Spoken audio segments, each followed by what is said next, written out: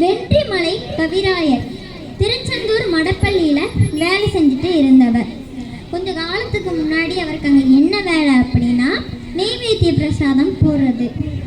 ஒரு நாளைக்கு திருச்செந்தூரில் ரொம்ப ஏதோ பெரிய விசேஷம், இப்படியெல்லாம் பூஜையெல்லாம் ஆகுது, அலங்காரம்லாம் ஆகுது, அங்கே இங்கேன்னு மக்கள் எல்லாரும் ரொம்ப ஆரவாரமாக இருக்காங்க.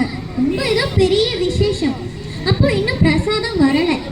இப்போ எல்லாரும் வெயிட் பண்ணி பார்க்குறாங்க, என்ன இன்னும் பிரசாதம் வரலையே அப்படின்னு.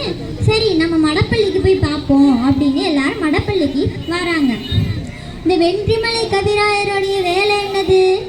பிரசாதம் போடுறது. ஆனால் இவர் என்ன பண்ணிட்டார், அன்னைக்கு கண்ணை மூடி முருகப்பெருமானை நினச்சி தியானம் பண்ணிக்கிட்டே இருந்துட்டார், பிரசாதம் பண்ணலை. இவங்கெல்லாம் இப்போ வந்து பார்க்குறாங்க. இவங்கள வந்த சப்தம் கேட்டுதான் இந்த வெற்றிமலை கவிராயரே கண்ணை முழிச்சு பார்க்குறார். அப்போதான் அவருக்கு சுயநினைவே வருது, இப்போ இன்னும் பிரசாதம் பண்ணலையே, ஐயோ முருகப்பெருமானே, ஐயோ நேரம் வேற ஆயிட்டே, கடவுளே முருகா நீ தான் என்னை காப்பாற்றணும் அப்படின்னு மனம் முருகி வேண்டுகிறார். இப்போ இவங்க எல்லாரும் வெற்றிமலை கவிராயரை தூக்கிட்டு போயிட்டு ஒரு தூணில் வச்சு அவரை கெட்டி போட்டு அடின்னு போட்டு அடிக்காங்க. நீ பிரசாதம் போடாமல் என்ன பண்ணிட்டு இருந்த, இனிமேல் ஒழுங்கா பிரசாதம் போடுவியான்னு அடின்னு போட்டு அடிக்காங்க. இப்போ வெற்றிமலை கவிராயர் மனசு உடைஞ்சு போயிட்டார். முருகா நான் உன்னதானே நினச்சி தியானம் பண்ணிட்டு இருந்தேன், ஆனால் நீ என்னை காப்பாற்றலை பார்த்தியா அப்படின்னு சொல்லிட்டு மனது உடைஞ்சு போயிட்டார். சரி முருகப்பெருமானே நம்மளை வந்து காப்பாற்றலை, இனிமேல் நம்ம இந்த பூலோகத்தில் உயிரோடு இருக்கக்கூடாது அப்படின்னு நேராக கடலில் போய் விழுந்து தன்னுடைய உயிரை விடணும்னு போகிறார். கடல்லையும் விழுந்துட்டார். ஆனால் அவர் விழுந்த அடுத்த நொடியே ஒரு பெரிய அலை வந்து அவரை தூக்கி கரையில் கொண்டு போய் போட்டுட்டு, அப்போ ஒரு அசரீரி ஒலி கேட்டது. வெற்றிமலையானே, உனக்கு இன்னும் முக்கியமான பணி ஒன்று உள்ளது. செவலூரில் கிருஷ்ண சாஸ்திரின்னு ஒரு பண்டிதர் இருக்கிறார், நீ அவரை போய் பாரு அப்படின்னு ஒரு அசரீரி வாக்கு ஒலித்தது. அந்த அசரீரி வந்த திசையை நோக்கி இந்த வெற்றிமலை கவிராயர் நல்லா உத்து பார்க்கிறார். அங்க எம்பெருமான் முருகப்பெருமான் 6 முகங்களுடன் 12 திருக்கரங்களுடன் 6 முக நைனாராக காட்சி தருகிறார். இந்த வெற்றிமலை கவிராயர் அடுத்த நாளே காலையிலே எந்திரிச்சு செவலூருக்கு புறப்பட்டுட்டார் கிருஷ்ண சாஸ்திரியை போய் பார்க்கறதுக்கு.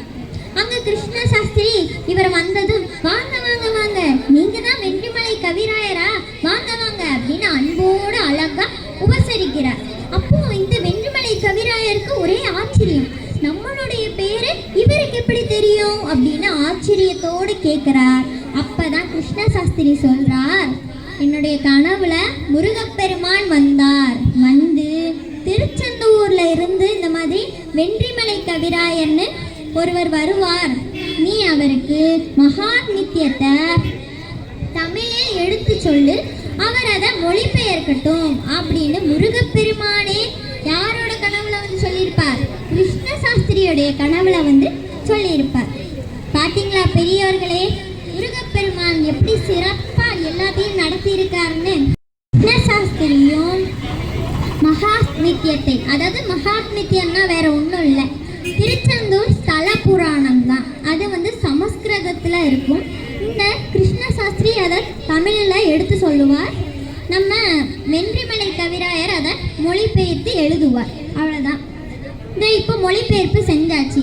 மொழிபெயர்ப்பு செய்த ஏடோடு இங்கே வர திருச்செந்தூருக்கு வர முதல்ல இங்கே வச்சு தான் நம்ம இந்த ஏடெல்லாம் அரங்கேற்றம் செய்யணும் அப்படின்ட்டு அவ்வளோ ஆவலோடு வரார்.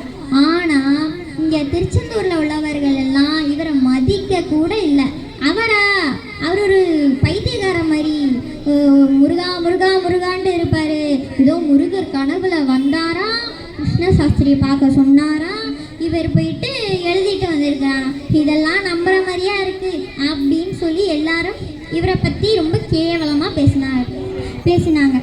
மனசு உடைஞ்சி போன இந்த வெற்றிமலை கவிராயர் என்ன பண்ணினார், அவர் மொழிபெயர்ப்பு செய்த ஏடு இருக்கு இல்லையா, அதை தூக்கி கடல்ல வீசிட்டார். ஆனா அந்த ஏடெல்லாம் எங்க போய் கரை ஒதுங்கிச்சு தெரியுமா? இலங்கையில பனைமுனை அப்படின்னு ஒரு இடம் இருக்கு. அங்க போய் இந்த ஏடெல்லாம் என்ன பண்ணியிருக்கு, தர ஒதுங்கி இருக்கு. அதுவும் சரியா ஒரு முருக பக்தருடைய கையில இந்த ஏடுகள்லாம் கிடைச்சிருக்கு. இந்த முருக பக்தர் என்ன பண்ணியிருக்கார், அதை இன்னும் நன்கு வடிவமைத்து உலகம் பூராவும் தெரிவிச்சிருக்கிறார். எப்படி பார்த்தீங்களா, முருகப்பெருமான் இவருடைய பெருமையை உலகம் பூராவும் காட்டியிருக்கிறாங்கன்னு.